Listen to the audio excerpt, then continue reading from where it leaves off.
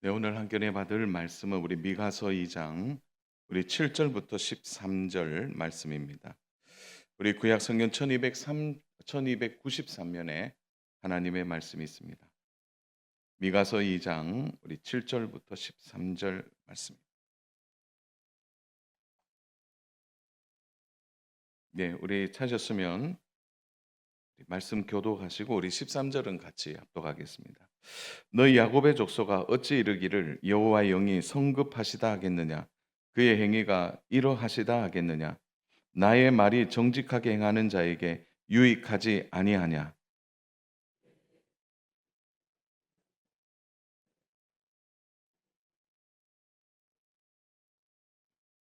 내 백성의 부녀들을 그들의 즐거운 집에서 쫓아내고 그들의 어린 자녀에게서 나의 영광을 영원히 빼앗는도다.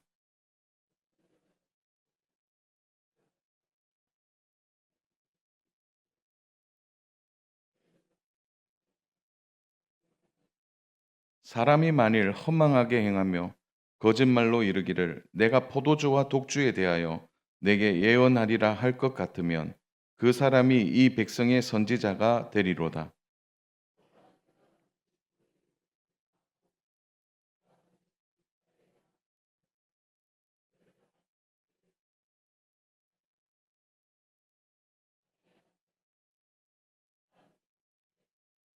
같이 봅니다. 길을 여는 자가 그들 앞에 올라가고 그들은 길을 열어 성문에 이르렀음. 그리로 나갈 것이며 그들의 왕이 앞서가며 여호와께서는 선두로 가시리라. 아멘. 우리가 이제 미가서 말씀의 네 번째를 좀 맞이하고 있습니다. 사실 미가서의 가장 중요한 핵심은 어, 이스라엘 백성이 하나님을 버렸다는 거죠. 그래서 사실은 오늘 전체적인 메시지의 핵심은 그들의 목자가 누구이냐라는 겁니다. 어, 그래서 다시 목자를 어, 다시 찾으면 너희들의 길이 열릴 것이라라고 말하는 것이 오늘 전체적인 메시지의 중요한 주제입니다. 그래서 다시 너희가 돌이키면 이런 은혜를 얻게 되는데 그 은혜가 뭐냐면 목자를 다시 만날 것이다. 이 미가서가 전체적으로 우리가 한번 배경적인 부분들을 한 번 더 좀 짚고 넘어가면 이스라엘의 가장 암흑기 40년을 미가 선지자가 함께 했습니다. 그 40년 안에 우리가 잘 알듯이 뭐가 들어 있나요? 바로 이스라엘의 멸망입니다. 그리고 이제 에, 바람 앞에 이제 흔들리는 마지막 이제 촛불에 불이 꺼지려고 하는 유다의 멸망을 앞에 두고 있는 것이죠. 이 정도의 위기가 되면 이스라엘은 정신을 차려야만 했습니다. 그러나 이러한 위기는 사실 외부적인 게 아닙니다. 우리에게 어떤 시험이 오고 어려움이 올 때 우리는 본능적으로 그 어려움과 문제를 외부에서 찾으려고 하는 거죠. 그래서 가장 쉽게 택하는 것이 사람을 탓하는 것입니다. 저 사람 때문에. 또 어떤 환경 때문에, 어떤 상황 때문에. 그래서 그 문제들을 외부에서 문제를 찾고 그것을 해석해 내려고 하는 거죠.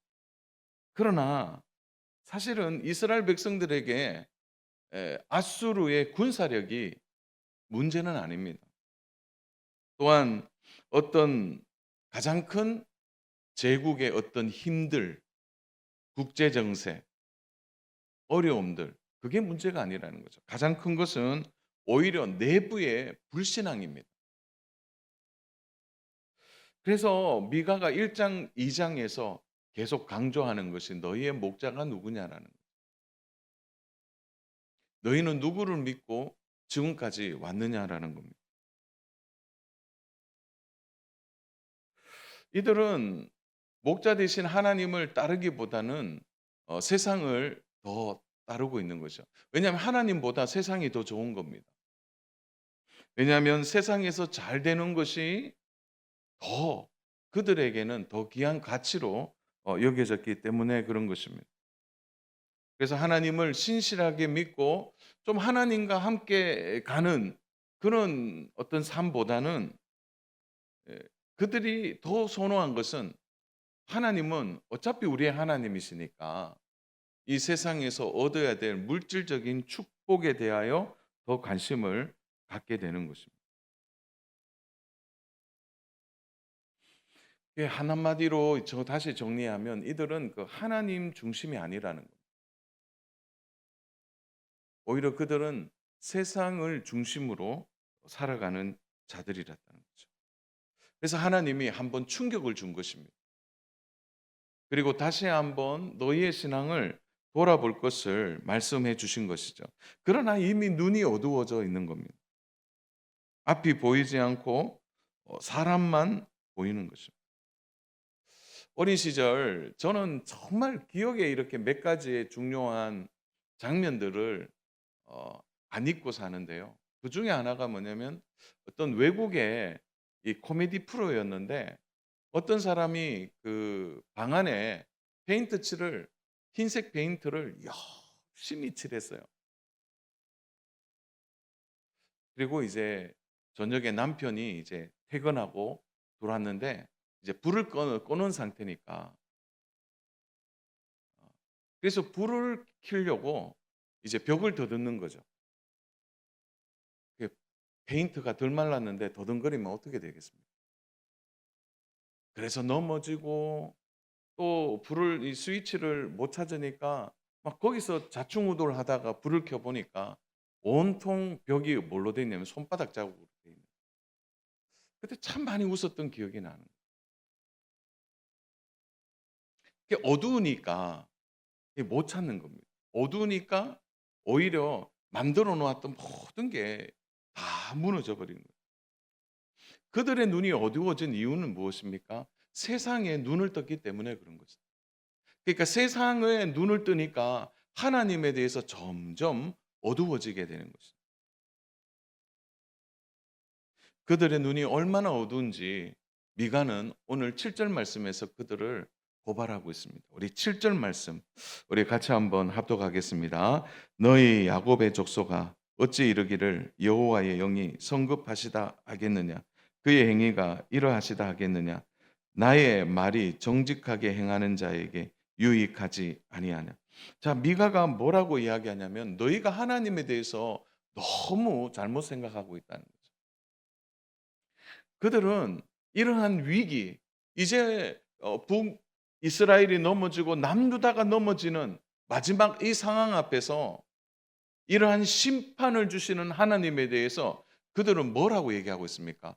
우리 하나님 왜 이래 성급하시지? 그래서 오늘 7 절에 보면은 야곱의 죽서가 어찌 이르기를 여호와의 영이 성급하시다 하겠느냐. 왜 하나님 이렇게 성급하십니까? 왜 이런 시험과 위기를 우리에게 주십니까? 하나님 좀 참으시지. 이렇게 성급하게 하시는 거 좋지 않지 않냐라는 판단이 이스라엘 백성들 안에 있는 겁니다. 왜 하나님이 이렇게 하십니까? 이게 사실은 하나님이 이렇게 하시는 이유를 자신 안에서 찾아야 되는데 어떻게 말하고 있냐면 하나님이 너무 성급해서 이런 일이 일어났지 않습니까? 오히려 반문하고 있는 것입니다. 여기에 미가 선지자가 지적하고 있는 겁니다. 너희들 하나님의 말씀 앞에 바르게 반응하면 이런 소리를 할 수 없다는 거죠. 하나님의 말씀을 선택적으로 받지 말고 하나님이 왜 이런 심판과 위기를 주시는지 하나님이 주시는 마음을 먼저 깨달으라고 말해 주는 것입니다. 오늘 우리가 이스라엘 백성들과 우리의 안에 공통적인 것을 좀 찾으라면 이런 부분 아니겠습니까? 하나님의 말씀을 선택적으로 취하는 것. 어떤 말씀은 나한테 너무 좋은 말씀이니까 그 말씀을 받기도 하지만 어떤 말씀은 너무 찌르니까 아유 이 말씀은 아니야. 하나님 왜 이렇게 아프게 하십니까? 하나님 제 상황을 아시면 이렇게 하시면 안 되지 않습니까? 그러니까 하나님의 말씀을 그대로 받지 못하고 선택적으로 하나님의 말씀을 받으면서 때로는 '하나님 이런 상황에서는 왜 이렇게 급하게 하시고 이런 상황에서는 또 왜 하나님은 안 움직이십니까?' 라고 말하는 오늘 우리의 태도나 이스라엘 백성들의 태도가 별반 다르지 않다는데 오늘 이 말씀이 주는 오늘 우리를 향한 진정한 메시지의 핵심이 여기에 있습니다. 하다 하다 참 이런 위기와 이런 문제가 생기면 백성들은 그렇다 하더라도 미가 선지자가 고통하는 이유는 지도자들이 더하다는 하다 하다. 어떻게 지도자들이 이런 위기와 고통 상황 앞에서 하나님 앞에 엎드리지 않느냐는 좀 심하게 얘기하면 미가 선지자가 이스라엘 백성들의 무지를 7절에서 이야기하지만 사실은 오늘 계속해서 지도자들의 잘못된 것을 오늘 말씀하고 있는 겁니다. 오히려 이들은 혼란한 이러한 상황들을 이용해서 자신의 부와 권력을 취하고 있다는 겁니다.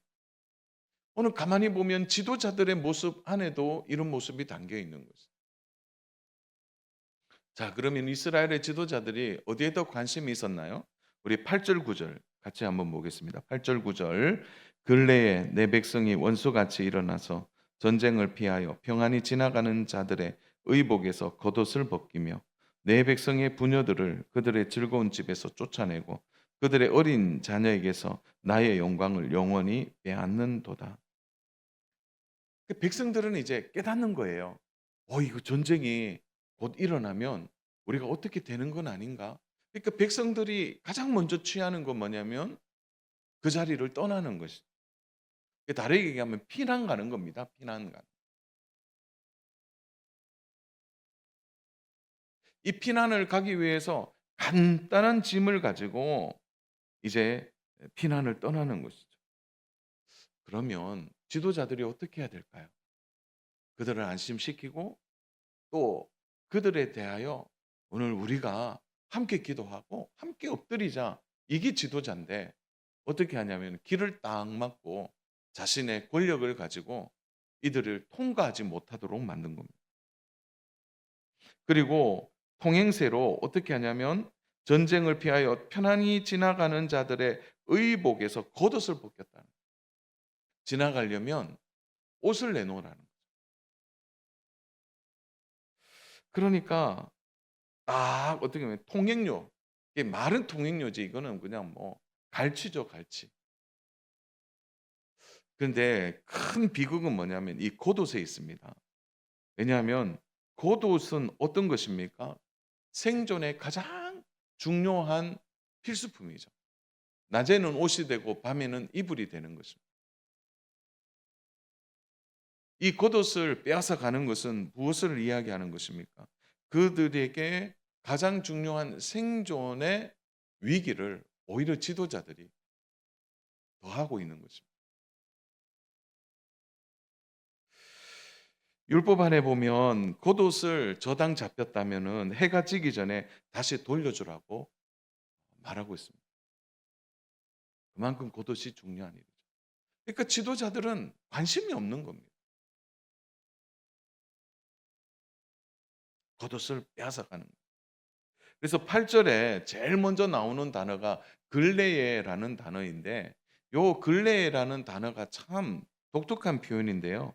이 근래에라는 말이 우리의 말로 하면 뭐 최근에 이런 뜻이 되지만 히브리어에서는 예전부터 지금까지라는 단어입니다. 그러니까 지도자들이 한 번도 변해 본 적이 없는 거예요. 예전부터 지금까지 똑같은 마음으로 약하고 그리고 정말 어떻게 보면 살아가는 그들을 향하여 가장 악한 일을 행하고 있는 겁니다. 겉옷을 가지고 다시 되팔거나 겉옷을 가지고 다시 자신들의 재산을 불리는데 이것을 사용한다는 것은 그들이 부를 축적하는 가장 좋은 방법이 되는 거예요.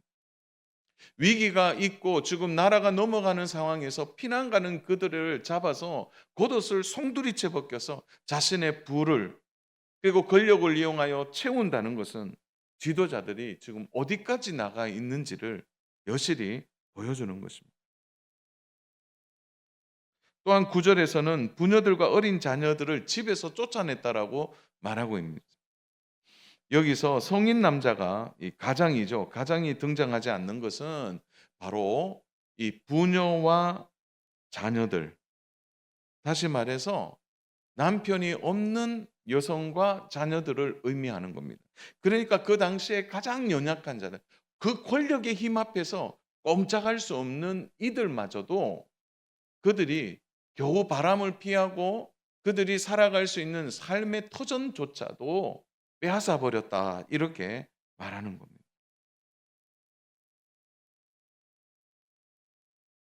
그럼 이렇게 지도자들이 하는 이유가 뭘까요? 한번 사랑하는 성도 여러분, 한번 생각해 보세요. 나라가 위기다. 이제 나라가 곧 무너진다. 이러면 지도자들이 뭘 해야 합니까? 왜 이런 위기가 왔는지, 왜 이런 고통이 왔는지, 왜 이런 어려움이 왔는지를 생각한다면 가장 먼저 해야 할 일은 이런 돌이키는 거죠. 우리 자신이 하나님 앞에 어떻게 했는지. 제가 서두에 얘기했듯이 하나님이 우리의 목자신데 목자 대신 하나님이 이런 상황까지 만들었다면 그 책임이 목자가 아니라 오늘 우리가 정말 하나님을 목자로 생각하고 있는지를 생각하고 가슴을 치고 엎드려야 되는 거죠. 한 번씩 우리 자녀들에게 어떤 일이 일어나면 아마 우리 여기 계신 모든 분들이 동일한 생각을 할 거예요. 어디 자녀가 뭘 좀 해서 좋지 못한 일이 일어나면 제일 먼저 이 자신을 자책하게 되는 거예요. 내가 아버지로서 혹시 애들한테 내가 아버지로서 내가 뭘 잘못했을까? 이렇게 돌이켜 보는 거죠.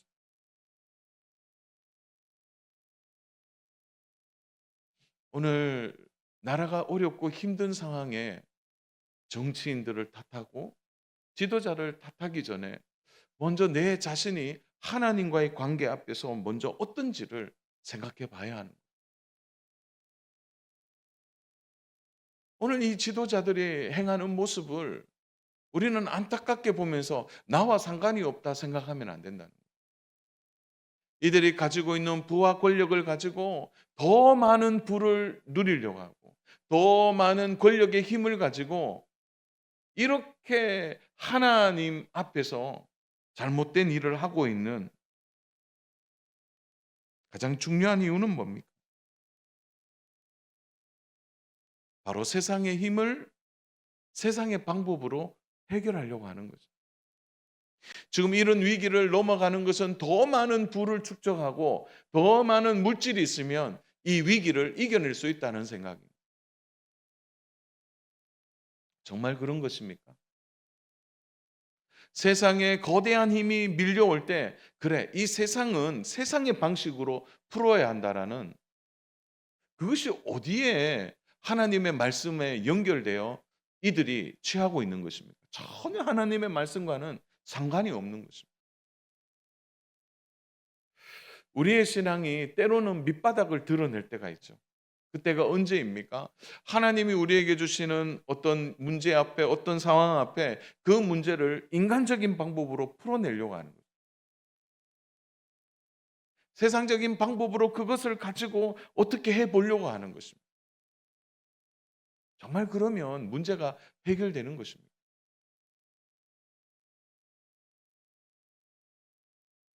오늘 지도자들에게 우리가 이야기한다면 이 지도자들은 전혀 하나님에 대한 믿음이 없는 것입니다. 세상을 읽어내는 힘은 있고 세상을 판단하는 지혜는 있으나 하나님에 대한 믿음이 없는 것입니다. 이 세상이 변하여 지금 아수르와 바벨론의 거대한 힘이 서서히 밀려올 때 그 거대한 힘을 더 두려워하는 것입니다. 세상이 변할 때 나도 변해야 된다. 세상이 이렇게 변하면 나도 이렇게 변해서 세상을 잘 따라가야 된다라는 생각만 있었지. 그들 안에 하나님에 대한 믿음이 없다는 것을 생각하지 못했다는 겁니다. 이들은 하나님은 늘 성전에 계시니까 언제든지 성전에 가면 하나님 만날 수 있고, 나는 지금 세상에 있으니까 이 세상의 이 어려움의 문제는 세상의 방식으로 풀어내는데, 좀 물질이 많고 돈이 많으면 이 위기도 이겨내고, 이러한 여러 변수들 앞에서, 거대한 힘 앞에서 내가 가지고 있는 권력의 힘으로 이것을 이겨내려고 하는 것입니다. 자녀는 이 말씀이 오늘 우리의 삶에도 깊게 다가와 있습니다. 때로는 우리는 어떤 상황들이 있고 어떤 어려움이 있을 때 우리 스스로 이런 생각을 탁 할 때가 있는 거예요. 내가 하나님 앞에 가서 예배 드리는 것이, 그리고 내가 지금 이렇게 어렵고 힘든데 내가 교회에 와서 기도하는 것이 때로는 무기력하게 느껴질 때가 있는 거예요. 세상이 이렇게 빨리빨리 변하고 세상의 여러 변수 앞에서 마치 정적인 예배, 매 주일마다 예배드리고 기도하는 이것이 세상의 거대한 힘 앞에서 무기력하게 느껴지는 순간이 우리에게 찾아올 수도 있다는 거예요. 그래서 예배드리는 것이 전혀 도움이 되지 않고, 기도하는 것도 도움이 되지 않고, 지금 당장 사람 만나서 이 문제 해결해야 되는데 하나님의 말씀을 읽고 하나님의 말씀을 생각하는 이것이 아무런 힘이 없어 보이는 것 같은 그런 마음이 들 때, 우리 사랑하는 여러분 어떻습니까? 오늘 미가가 우리들에게 말하고 있는 겁니다. 세상에 변수들이 있지만 가장 진정한 변수는 하나님이시라는 거예요. 결국 하나님을 우리가 붙들지 않으면 안 된다라는, 변치 않는 변수에 대하여, 변하지 않는 것에 대하여 말하고 있는 것입니다. 자, 여러분, 저는 매 주일마다 정말 좋아하는 우리 찬송이 있지 않습니까? 바로 경배와 찬양 첫 번째 우리 예배 드릴 때 70장 피난처 있으니, 저는 그 찬양을 부를 때마다 얼마나 감격하는지 모릅니다. 혹시 제가 찬송 부를 때 제 모습을 유심히 보신 분들은 아실 겁니다. 진짜 그 찬양 부를 때 힘이 나요. 여러분, 그 1절에서 땅들이 변하고 물결이 일어나 우리의 마음에 두려움이 막 찾아온다고 1절에서 얘기하다가 2절, 3절, 4절은 반전이잖아요. 그래서 2절을 부르면 막 힘이 나고, 3절을 부르면 손에 힘이 들어가고, 4절을 부르면 정말 그렇게 될 것을 믿는 믿음이, 그래서 이 70장을 부를 때마다 막 감격이 넘칩니다. 우리 이제 다 외우셨죠? 그 가사를. 우리 2절 같이 한번 불러볼까요? 이방이 떠들고 나라들 모여서 진동하나, 우리 주 목소리 한 번만 바라면 천하의 모든 것 망하겠네. 만유주 하나님 우리를 구하니 할렐루야. 세상의 난리를 그치게 하시니 세상의 창검이 쓸데없네. 높으신 하나님 우리를 구하니 할렐루야. 괴로움이 심하고 환난이 극하나 피난처 되시는 주 하나님. 아멘. 저만 힘이 있는 것 같아요. 우리 찬양 부를 때 힘이 나지 않습니까? 마지막 가사가 멋지잖아요. 피난처가 되신다는 거죠.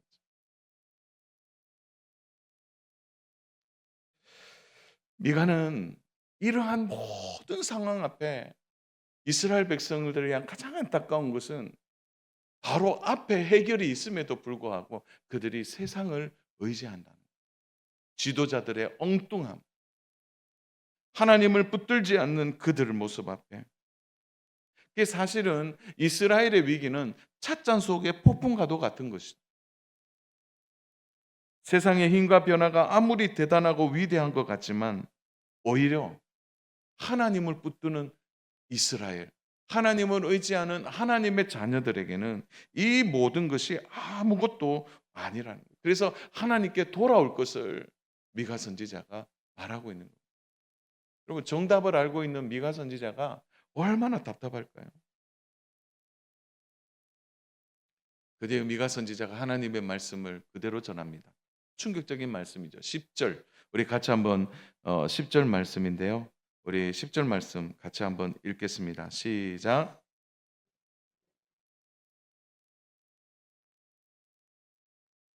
이미 더러워졌음이니라. 그런즉 반드시 멸하느니 그 멸망이 크리라. 자, 요 단어에서 보면은 너희 쉴 곳이 아니다라는 요 쉴 곳은 뭘 하면 가나안 땅입니다. 하나님의 약속의 땅이죠. 그러니까 하나님의 약속의 땅에서 일어나 떠날지어다. 이 말은 뭡니까? 가나안 땅을 빼앗길 것이라는 말이죠. 이 그것이 이미 더러워졌습니다. 원래 가나안은 하나님이 주시는 평안의 땅이었습니다. 그러나 불신앙을 통하여 하나님과의 관계가 깨어지고 그래서 그 땅이 평안의 땅이 아니라 고통스러운 땅으로 변질되었다라는 겁니다. 그런즉 반드시 멸하느니 그 멸망이 크리라. 멸망이 크다는 것은 개인적인 멸망을 넘어서 나라와 민족의 멸망을 이야기하는 거죠. 사랑 여러분, 이 정도 되면 이스라엘에 뭘 드러내는 겁니까? 결국은 바벨론의 포로로 끌려가서 70년 동안 그들이 한 바로 가나안 땅을 떠날 것을 말씀하시는 겁니다. 그러면 미가 선지자의 이 전언은 뭘 얘기하는 겁니까? 너희가 평안의 땅에 살 자격이 없다는 겁니다. 사랑하는 여러분, 오늘 우리가 자격이 있어서 하나님이 주시는 은혜를 누리고 하나님이 주시는 또 하나님께서 허락하시는 평강 속에 살아가는 거 아닙니다. 모든 게 하나님의 은혜입니다.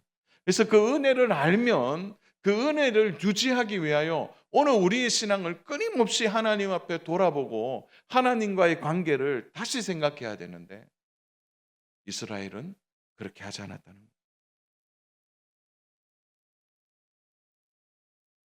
요즘 아이들에게 가장 큰 문제는 공부가 아닙니다. 요즘 아이들의 가장 큰 문제는 세상이 아닙니다. 저는 우리 아이들에게 자녀들에게 가장 큰 문제는 스마트폰이라고 생각해요.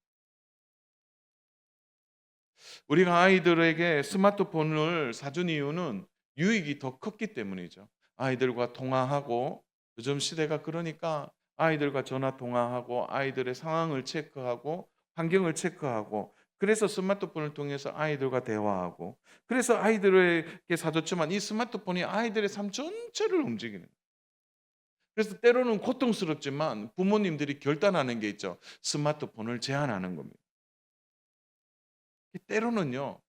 강하게 스마트폰을 빼앗을 때가 있습니다. 그건 아이를 사랑하지 않아서가 아니죠. 그러나 아이가 완강하게 저항하는 가장 큰 이유는 뭡니까? 그 스마트폰을 뺏기는 것에 대해서 부모님이 왜 빼앗는 것을 생각하지 못하는 거예요.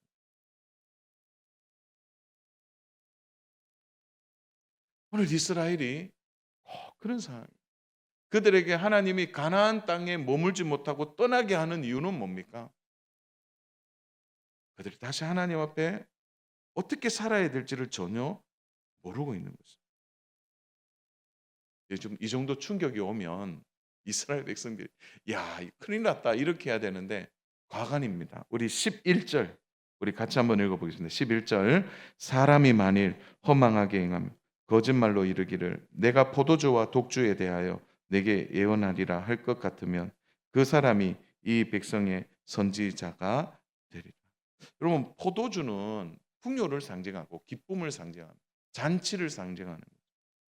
자, 이런 위기 속에 어느 선지자가 잔치를 이야기하겠습니까?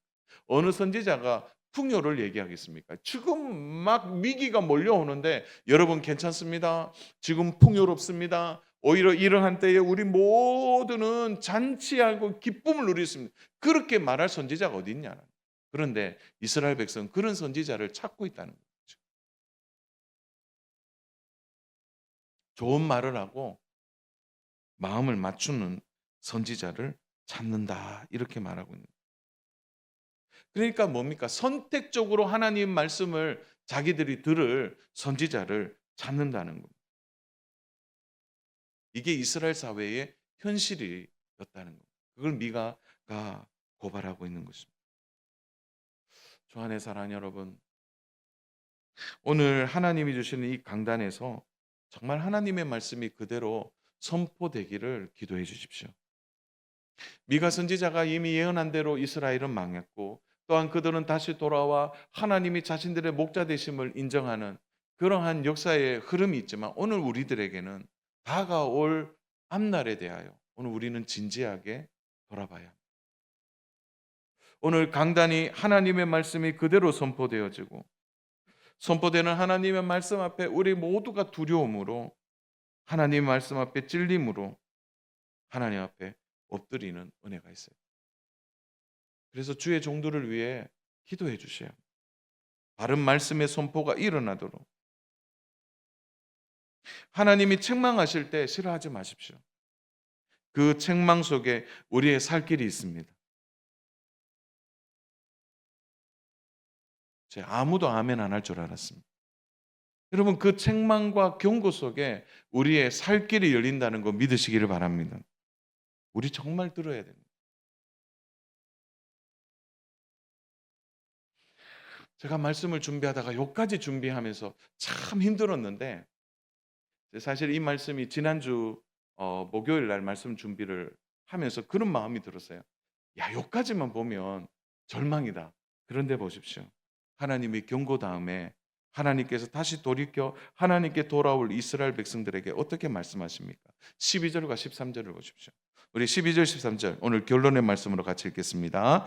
야곱아, 내가 반드시 너희 무리를 다 모으며 내가 반드시 이스라엘의 남은 자를 모으고 그들을 한 초소에 두기를 보스라의 양떼같이 하며 초장의 양떼같이 하리니 사람들이 크게 떠들 것이며 길을 여는 자가 그들 앞에 올라가고 그들은 길을 열어 성문에 이르길 그리로 나갈 것이며 그들의 왕이 앞서가며 여호와께서는 선두로 가시리라. 역설적이게도 망하는 것이 살 길이라고 말씀한 겁니다. 그래서 이렇게 망했을 때, 이렇게 무너졌을 때 오히려 하나님이 살 길을 열어주신다고 말하고 있는 것입니다. 이스라엘이 무너져도, 예루살렘의 성전이 회파되고 무너져도 하나님은 회복의 약속을 주신다는 겁니다. 오늘 여기에서 이스라엘 백성들을 보스라의 양떼같이, 초장의 양떼같이 되게 해주시겠다 이렇게 말했는데, 보스라는 모압의 대표적인 목초지입니다. 그러니까 가장 양떼들이 좋아하는 곳이죠. 그리고 양은 사실 이 목초지에 갈 만한 힘이 없어요. 그러니까 양에게 가장 중요한 것은 뭐냐면 목자입니다. 목자. 오늘 그래서 12절에 보면 다 모으고 남은 자를 모으고 이렇게 말하죠. 이스라엘의 남은 자가 뭡니까? 70년 포로 생활을 마치고 돌아오는 자들이죠. 그들을 모으는 것은 스스로가 아니라는 거예요. 그들이 지도자가 아니라 진정한 지도자가 이스라엘 백성들을 모읍니다. 그 모으는 목자가 누구냐라는 거죠. 바로 그것이 목자 되신 하나님이세요. 그리고 오늘 13절에서 모으는 그는 길을 여는 자다. 그들 앞에 올라간다라고 말씀하시는데, 사는 여러분, 여기에서 길을 여는 자가 오늘 우리 안에 가장 우리가 기뻐하고 사모하고 사랑하는 예수 그리스도의 예언입니다. 바로 길을 여는 자는 목자 되신 예수님을 말씀하고 있는 것입니다. 그 약속의 목자, 하나님이 목자가 되어주셔 우리를 모아 가장 목초지, 보스라의 그 목초지로 우리를 인도해 주실 것이라고 말씀하고 있는 거죠. 다시 하나님을 섬기고 물이 연약하고 무능력한 양과 같은 자라 할지라도 하나님이 목자가 되어 끝까지 길을 열어주시고 인도해 주신다는 것입니다. 이스라엘의 문제는 물질이 없어서 군사력이 약해서가 아닙니다. 그들이 가장 큰 문제는 하나님의 말씀을 듣지 않고 목자 되신 하나님을 따르지 않았기 때문입니다. 목자 되신 그분이 우리를 다시 모은다는 것입니다. 사랑하는 여러분, 이 놀라운 예언은 1차적으로 이스라엘의 포로 생활에서 다시 돌아올 70년을 이야기하고, 또 하나 놀라운 것은 길을 여는 그 목자 되신 예수님이 이 땅에 다시 오신다는 거예요. 오늘 우리는 예수님 다시 오실 날을 준비하고 있습니다. 그래서 오늘 13절에 길을 여는 자가 바로 너희들의 삶을, 너희들의 인생을, 그리고 너희들의 모든 것을 이끌어 가실 것을 말하는 메시아, 그 메시아를 다시 의지하고 붙들 것을 말씀해 주는 것입니다. 사랑하는 여러분, 이스라엘 백성이 형편없이 살아도 그럼에도 불구하고 목자 되신 예수님께서 그들을 끝까지 인도해 주신다는 겁니다. 사랑하는 여러분, 아무리 힘들고 어려워도 우리의 목자 되신 예수님을 믿으면 우리는 길을 잃지 않을 줄로 믿습니다. 오늘 우리의 인생이 결국 목자 되신 예수 그리스도를 끝까지 따라갈 때, 오늘 이 말씀의 핵심대로 다시 돌이키면 얻을 은혜, 목자 되신 그분이 우리의 삶을 끝까지 인도해 주신다는 것. 여러분, 세상의 힘이 강한 것 같지만 우리가 예수님과 함께 살아갈 때 세상의 힘은 오히려 무기력해지는 것이죠. 사랑하는 여러분, 하나님 우리 인생의 가장 큰 능력인 줄로 믿습니다. 오늘 하루도, 그리고 살아가는 이 연말의 마지막에도 우리의 목자 되신 하나님, 우리의 목자 되신 예수 그리스도를 의지하고 그분과의 관계 안에서 세상을 풀어내고 그분과 함께 동행함으로 그분이 길을 열어주시는 은혜를 따라 우리의 믿음의 걸음을 쉬지 않고 한 걸음 한 걸음 나아간, 그래서 이스라엘은 실패했지만 우리는 실패하지 않고 주님과 함께 동행하는 우리 믿음의 삶 되기를 주님의 이름으로 축복합니다.